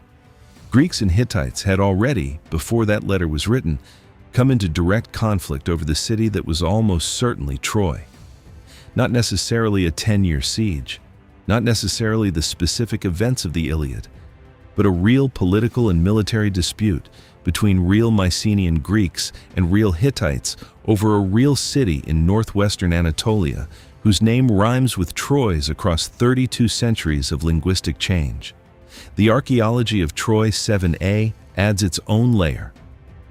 Alongside the destruction level of the city, an unusual concentration of Mycenaean pottery appears in the preceding occupation layers, not the small quantities of imported ware found at trading sites, but enough to suggest either a Mycenaean presence within the city itself or an intensification of contact in the years before its end. The arrowheads in the destruction level are of multiple types, suggesting attackers from more than one culture. The grain stores sunk into the floors suggest a population that expected a siege and prepared for it. None of this proves the Iliad. All of it fits a world in which something like what the Iliad describes could have happened. The most honest position the evidence supports is this. The Trojan War of Homer, the 10-year siege, the wooden horse, the specific heroes and their specific fates, is a literary construction, so shaped and reshaped over 4 centuries of oral transmission before it was ever written down, and it cannot be verified or falsified as a historical event. What can be said, with confidence grounded in the tablets, is that Mycenaean Greeks were militarily active in western Anatolia throughout the 13th century BCE, that they had direct political and military involvement in the affairs of the city that was almost certainly Troy, and that something violent ended that city sometime around 1180 BCE. History provided the raw material. Poetry did the rest, Homer himself, composing 4 centuries after these events in a world that had forgotten how to read, working from oral traditions passed through the entire darkness of the Greek Dark Ages, almost certainly did not know the Hittites existed.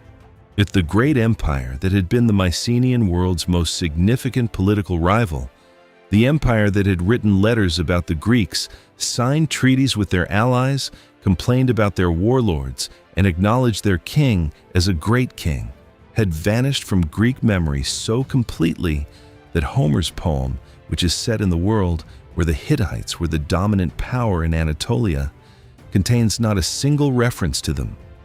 The Greeks remembered Troy. They forgot everything around it. That forgetting is itself one of the most remarkable facts about the Trojan War tradition. The oral poets who carried the story through the Dark Age preserved the names of the heroes, the ships, the kingdoms, the specific epithets of specific places. They preserved enough detail that later Greeks and later archaeologists could use those details to locate the probable sites of Bronze Age cities.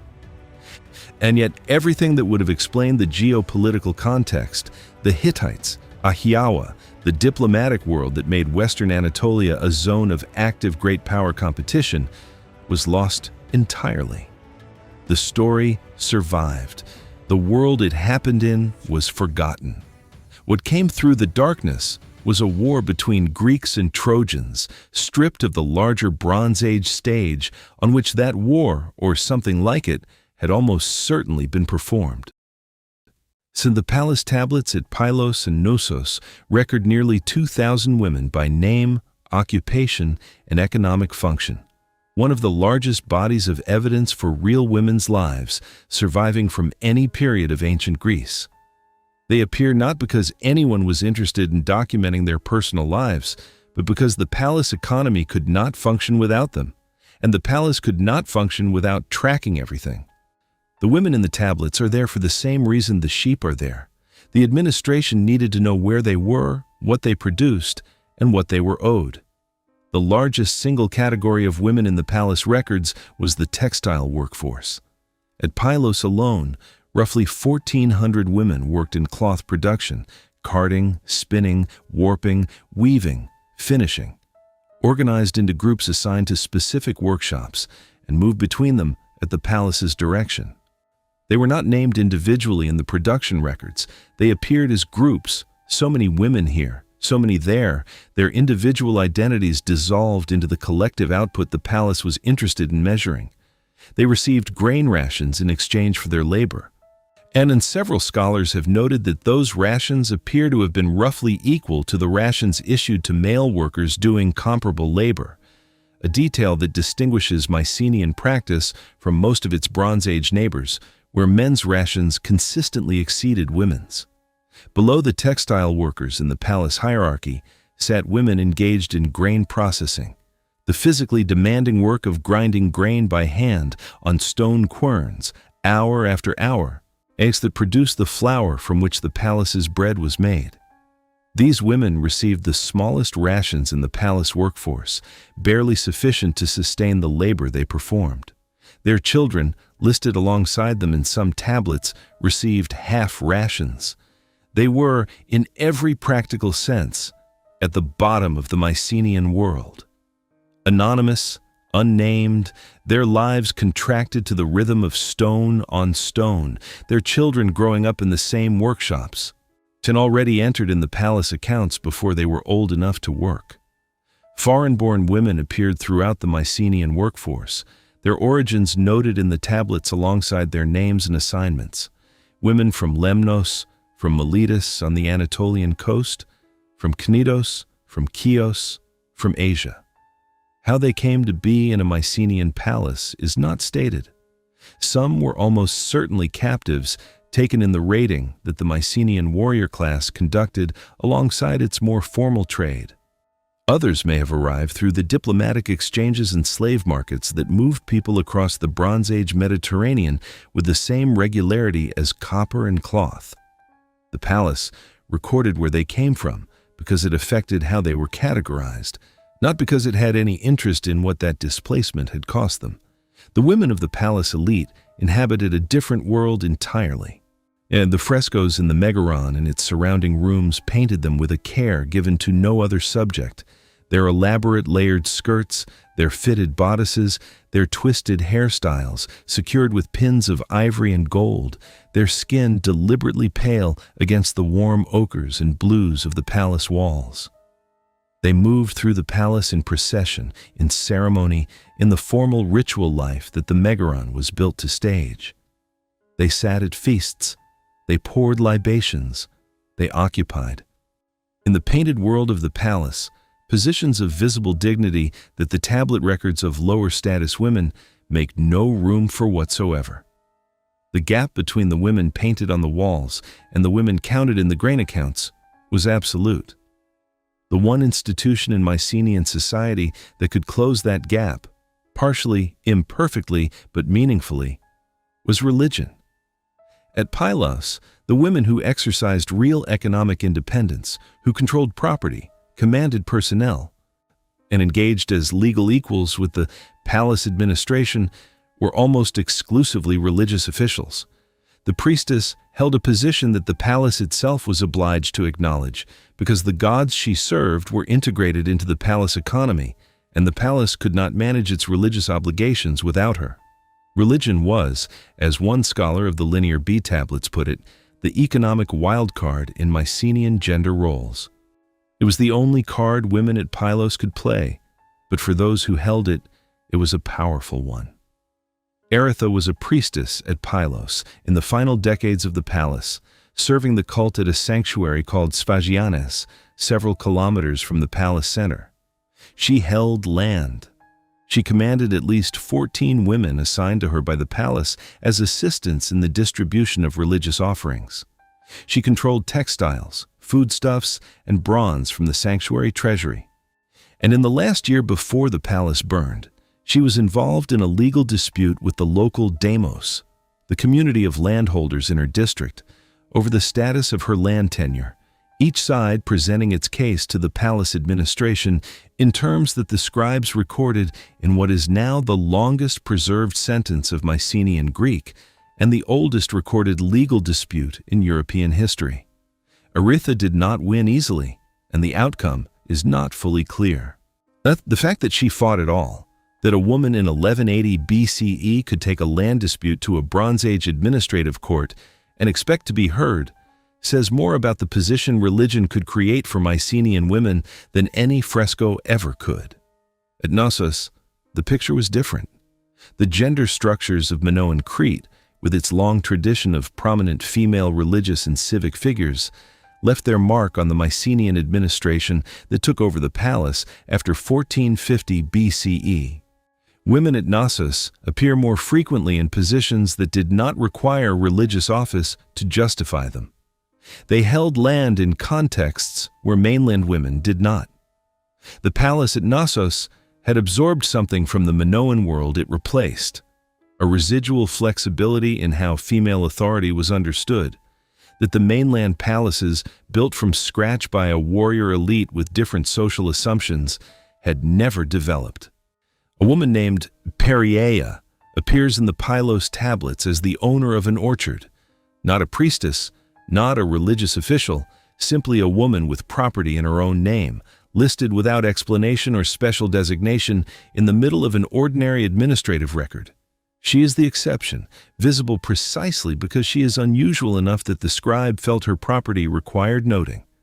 Around her, in the same tablets, are hundreds of women whose economic existence was entirely defined by the palace's allocation of rations and assignments. Periaea owned something. Most of the women around her owned nothing, and the tablets are indifferent to the difference between those two conditions in any terms other than the purely administrative ones that the grain accounts required. what the women of Mycenae believed, how they understood their own lives, what they felt about the distance between the painted women on the palace walls and the ground-grain reality of the workshop floor. None of it survived the fire that baked the tablets hard. The administrative record that preserved their names and ration allocations preserved nothing else about them. Nearly 2,000 women appear in those tablets, performing over 50 distinct task assignments.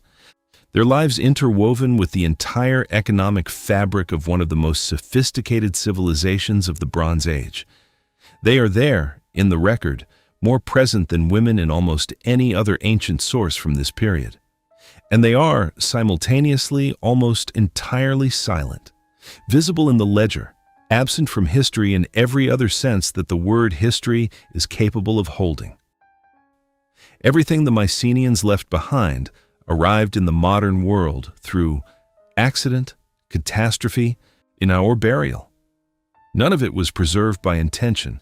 None of it was placed somewhere safe by people who understood they were leaving it for the future. The gold was buried with the dead. The frescoes were sealed under collapsed ceilings. The tablets were baked in the fires that ended the palaces. The lion gate was simply too massive to dismember, so it stood where it had always stood, gradually covered by the soil of 3,000 years of human forgetting, until the soil was cleared away, and what emerged was the oldest monumental sculpture in Europe, still standing in its original position, its two lions still facing outward across the Argolid plain. The Lion Gate was built around 1250 BCE at the main entrance to the citadel of Mycenae, and the scale of it, even now, takes a moment to absorb. The lintel stone alone weighs approximately 20 tons. Above it, in the triangular relieving arch, see a limestone relief shows two lions, almost certainly lionesses, rearing on their hind legs on either side of a central column, their forepaws resting on a pair of altars, their heads turned forward to face whoever was passing below. The heads are missing. They were probably bronze fixed with metal dowels whose holes are still visible in the stone. Every person who entered Mycenae through this gate, from its construction until the palace's end, now walked beneath those figures and looked up at them.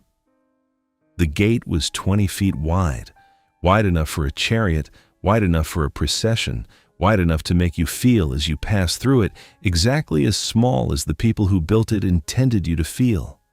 The gold death masks from the shaft graves at Mycenae are the most recognizable objects in the entire Mycenaean repertoire, and the most famous of them carries a name that does not belong to it: Heinrich Schliemann. Digging at Mycenae in 1876 and finding a gold mask pressed to a dead man's face in the shaft grave he had been excavating, sent a telegram to the king of Greece. He announced that he had gazed upon the face of Agamemnon. The mask, three-dimensional, bearded, almost aggressively detailed compared to the other four masks found alongside it, was almost certainly made around 1550 to 1500 BCE. 3 or 4 centuries before any Trojan War could have occurred. Schliemann had not found Agamemnon. He had found someone whose name is now permanently and irrecoverably lost, a king of early Mycenae buried with more gold on his face than most of his contemporaries saw in a lifetime. The masks themselves, separated from Schliemann's misidentification, are extraordinary objects. They were hammered from a single sheet of gold, repoussé, the technique of working metal from the back to create relief on the front, and pressed over the faces of the dead with enough individual specificity that each one is visibly different from the others. One has a slight smile, another is broader, flatter, more stylized. The most famous has a full beard, a handlebar mustache, and a precision of individual detail, cut-out ears, to open and shut eyelids simultaneously rendered. That makes it unlike anything else surviving from the Bronze Age Aegean. Whether it was made for the man it was found with, or was already old when it was placed on his face, or was something else entirely, is a question that 3,000 years of burial has made unanswerable. The bronze daggers from the same shaft graves carry their own astonishment. They were weapons, technically, bronze blades, functional in every practical sense. But their surfaces told a different story.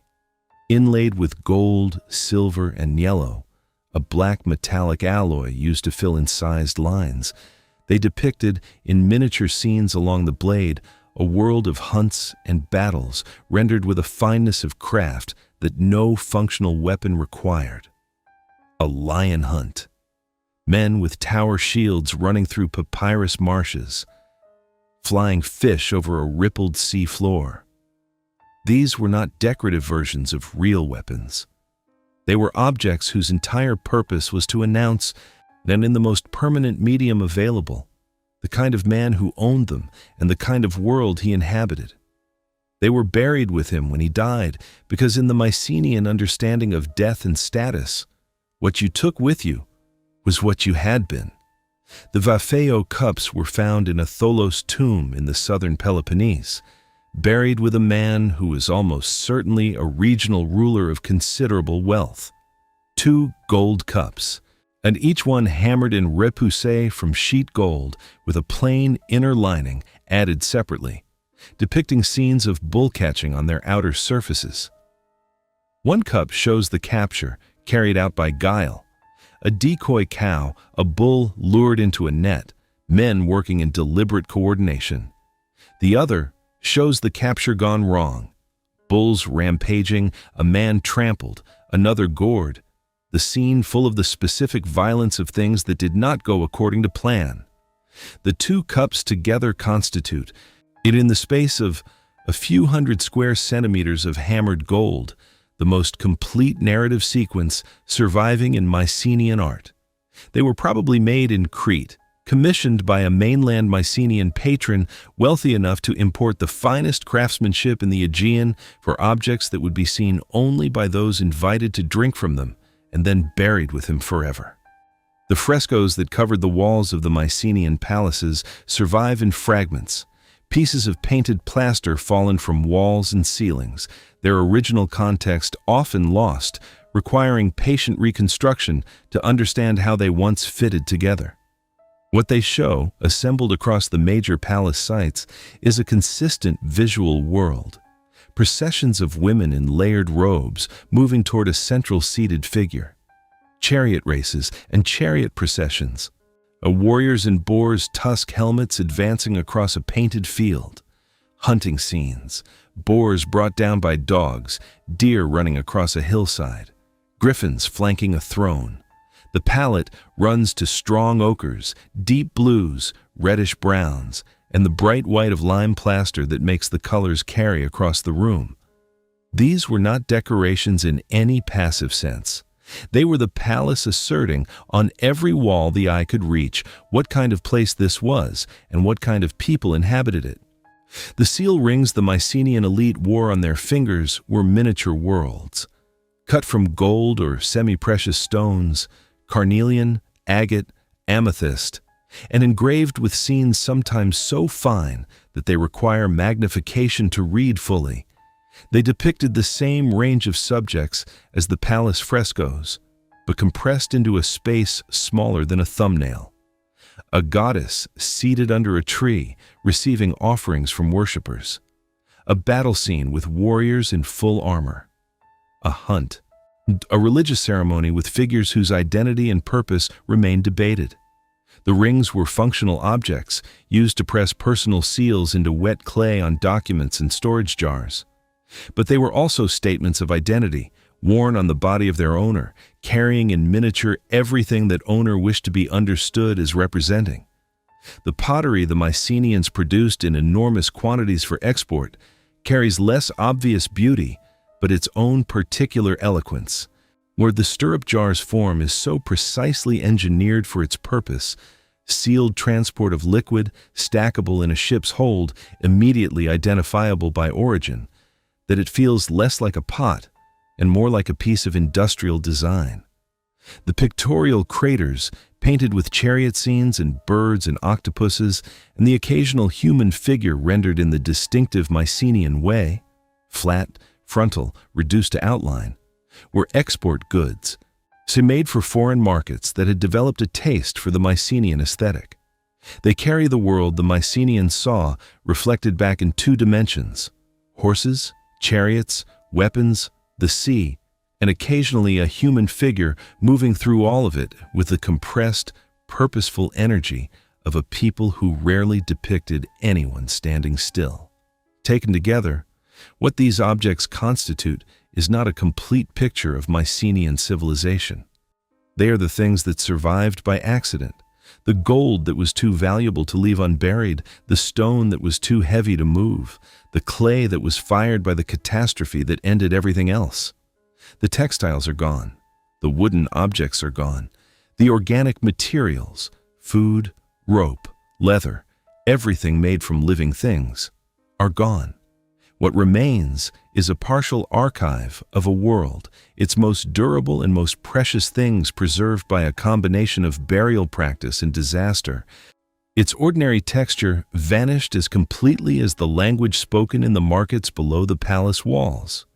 The objects are beautiful. They are also a kind of silence, the few things that made it through, standing in for the overwhelming majority of a civilization that did not. The classical Greeks knew that something had come before them. They could see it in the walls at Mycenae and Tiryns, those enormous limestone blocks, too massive for any living builder to explain, rising from hillsides that had clearly once held something larger than the villages now scattered below them. They had a name for whoever had built them.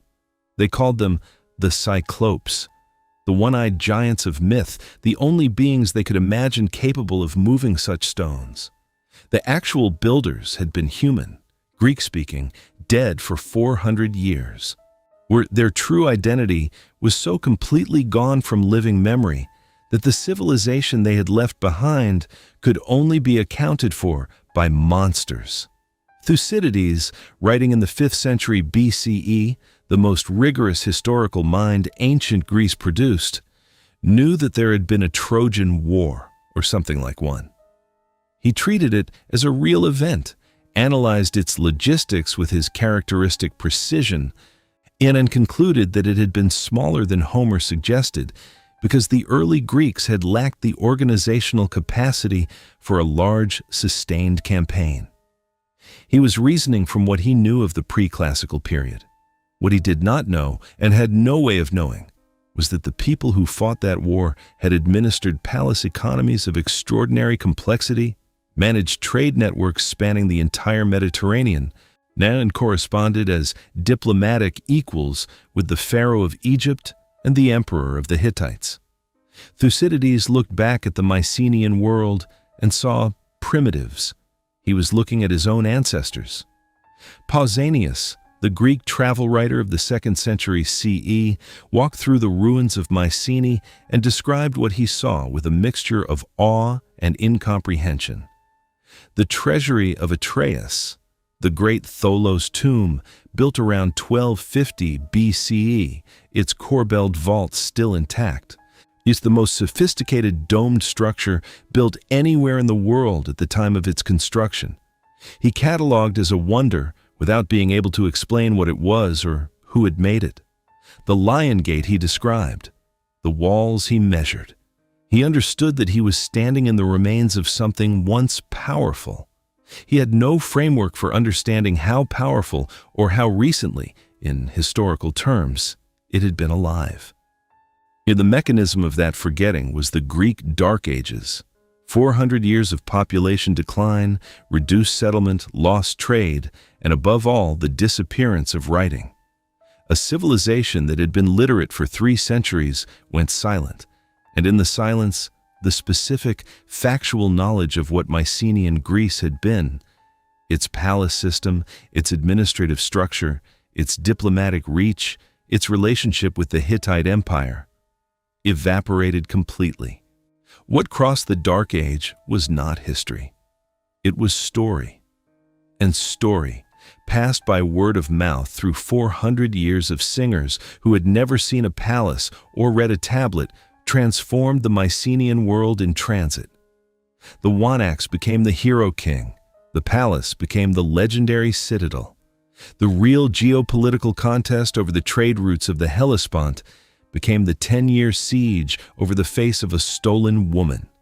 Homer almost certainly did not know the Hittites existed, and the civilization that had been the Mycenaean world's most significant political rival, that had written letters addressing the Mycenaean king as a great king, signed treaties with Mycenaean allied rulers in northwestern Anatolia, and corresponded with Mycenaean warlords raiding along the Aegean coast, had vanished from Greek memory with the same completeness as everything else the Dark Age swallowed. Homer's world contained Greeks and Trojans and gods. It did not contain the Hittites, the Egyptians as a geopolitical force, the Ugaritic trading network, or any of the other Bronze Age powers that had made Mycenaean Greece what it was. The oral tradition preserved the heroes. It forgot the world the heroes actually lived in.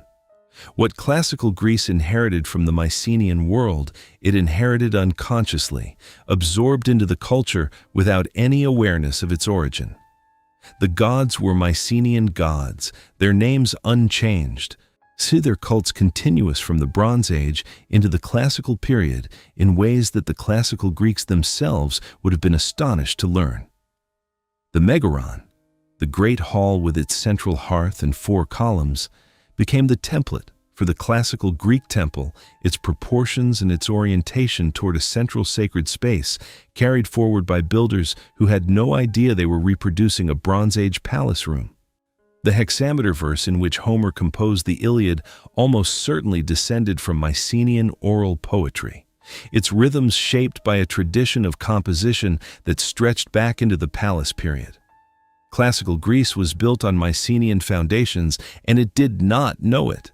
Hero cult, the practice of making offerings at the tombs of powerful figures from the distant past, treating them as semi-divine presences whose remains retained protective power, was one of the most important religious institutions of the classical Greek world. When Cimon brought back to Athens in 475 BCE what he claimed were the bones of the hero Theseus, the city celebrated as if a god had come home. Soldiers at the Battle of Marathon in 490 BCE reported seeing the ghost of Theseus leading them against the Persians. And many of the tombs at which classical Greeks made their hero cult offerings were Bronze Age tholos tombs and chamber tombs.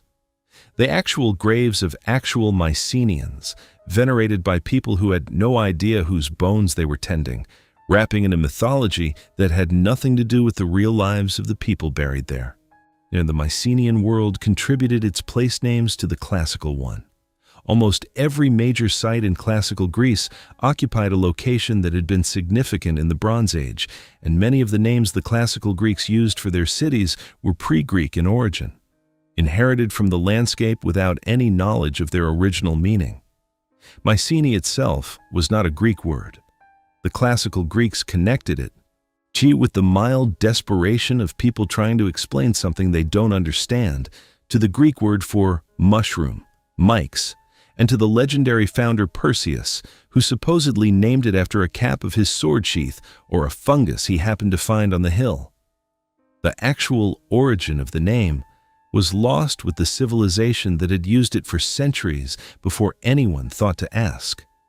The Iliad and the Odyssey were the texts through which Mycenaean Greece survived into classical memory, and they are extraordinary works of preservation and extraordinary works of distortion simultaneously.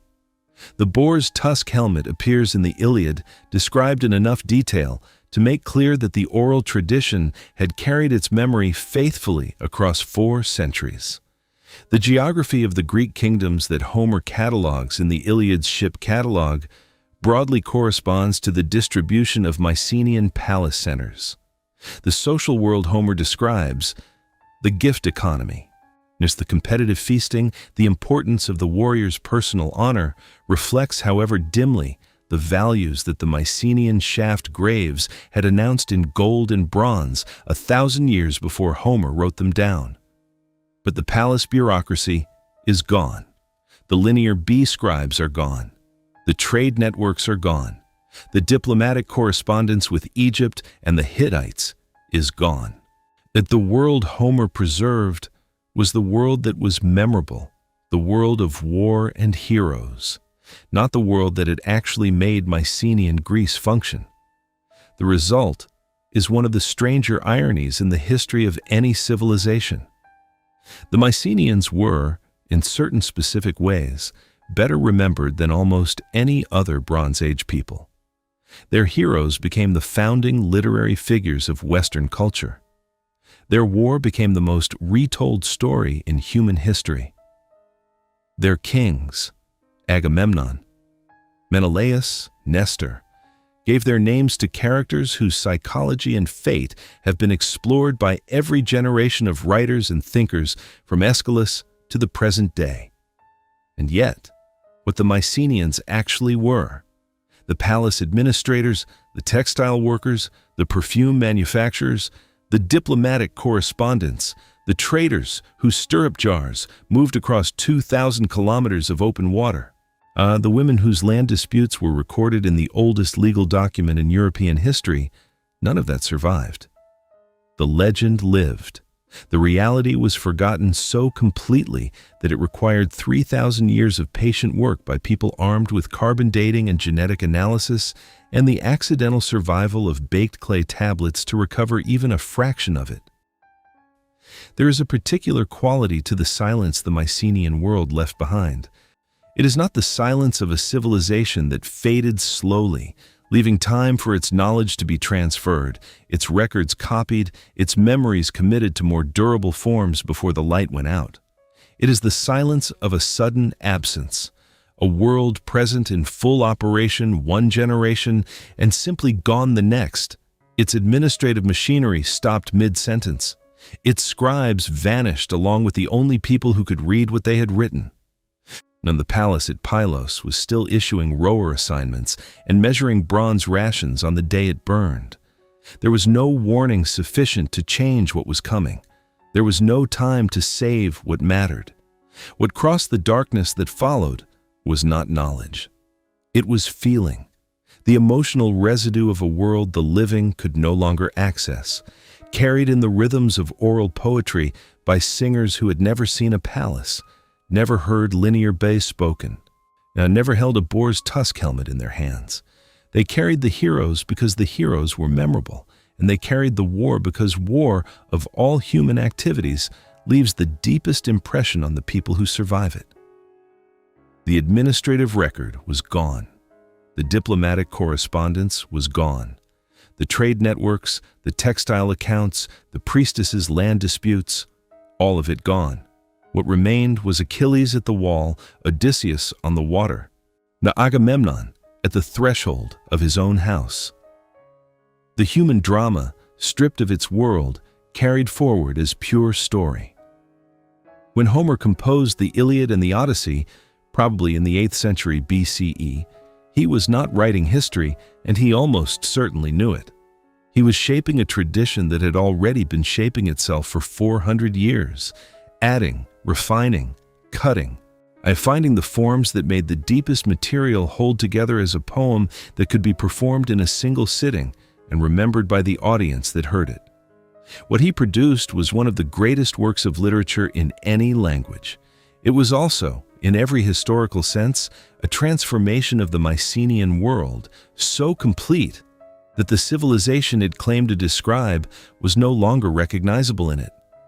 The palace bureaucracy had become the heroic hall. Yet the Wanax administering his grain accounts had become the war king driven by honor and rage. The women grinding grain in the palace workshops had become Helen, whose face had launched 1,000 ships. Memory had become myth, and myth had become the founding text of an entire civilization.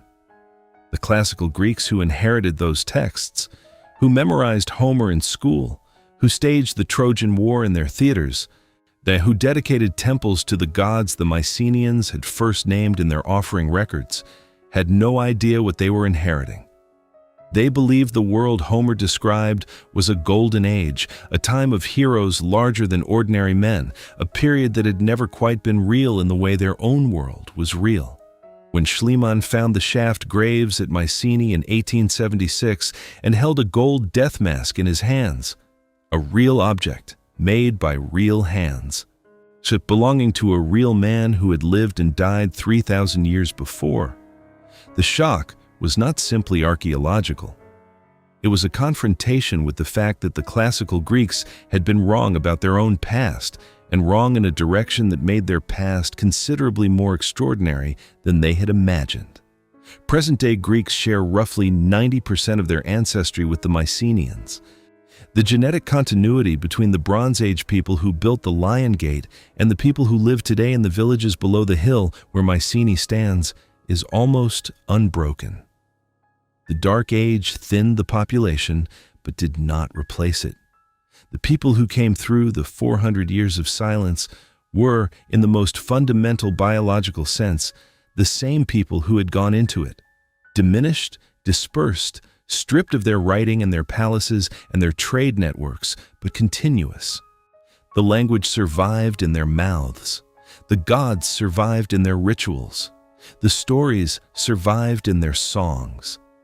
And on the other side of the darkness, when the conditions for complexity returned, they built again, differently, more durably, with something the Mycenaean palace world had never developed. A civic culture that distributed power rather than concentrating it. A written tradition that belonged to everyone rather than to a class of palace scribes. Yet a philosophical impulse that questioned the gods rather than simply feeding them. The megaron became the temple. The oral tradition became Homer. The palace gods became the Olympians. The warrior ethic of the shaft graves became the competitive ideal of the Olympic Games. Classical Greece did not invent itself from nothing. It assembled itself from the fragments of what had come before. It filtered through 4 centuries of darkness that had stripped away the rigidity and the hierarchy and the total administrative control of the palace system, leaving something older and more flexible. A people who had been forced, by the complete collapse of the world their ancestors had built, to find other ways of being Greek. The Mycenaeans themselves would not have recognized what their descendants became: the democracy of 5th century Athens, the philosophy of Socrates, the theater of Sophocles. These were not Mycenaean ideas. They grew in part from the specific experience of having lost the Mycenaean world and had to build something different in its place.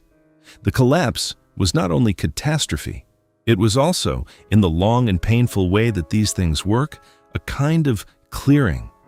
The palace system that had concentrated every dimension of human life, economic, military, religious, and social, into a single administrative structure had also prevented the development of anything outside it.